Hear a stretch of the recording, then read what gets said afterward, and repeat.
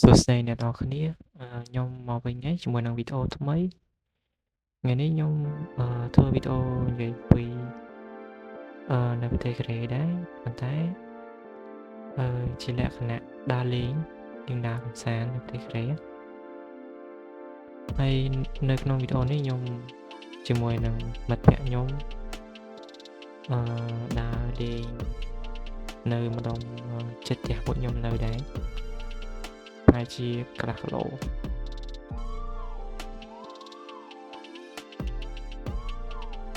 នេះគឺជាផ្លូវនៅប្រទេសកូរ៉េផ្លូវនៅប្រទេសកូរ៉េយ៉ាងធំ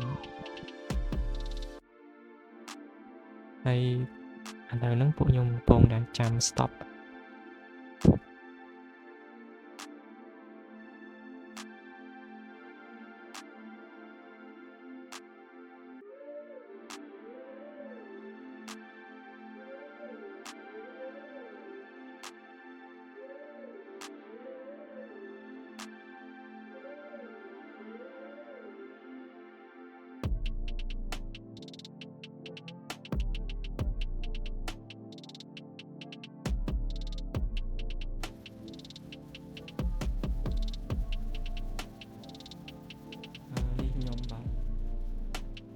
នៅ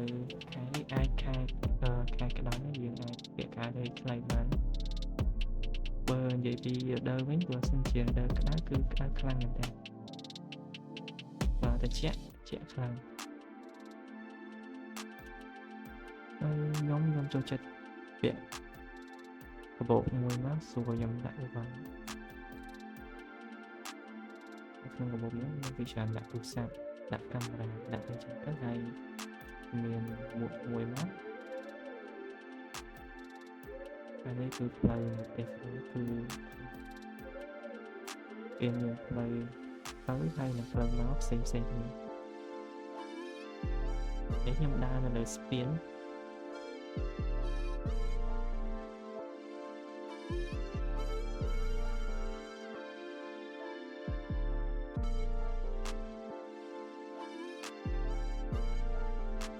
ម៉ោងប្រហែលជាស្មើនឹងអាចម៉ោង4ទៅម៉ោង5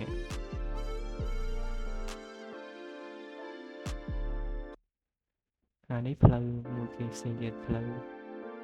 មានទៅមានមក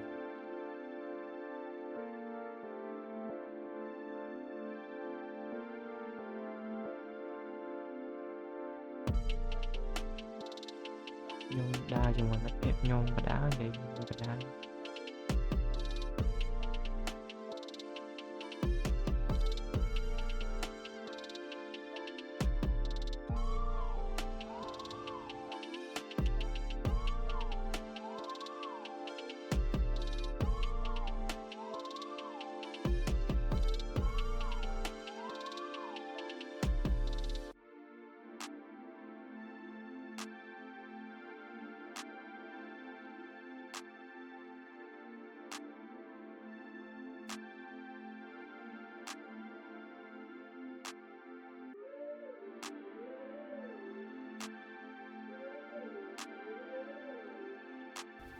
ហើយនោះទៀតបើសិនជាបានជិះកង់សវាយនៅនេះគេយើងអាចជួលកង់គេបានគេមានជាស្វីចជួលកង់ដែរដូចជា1ម៉ោង1000 វ៉ុន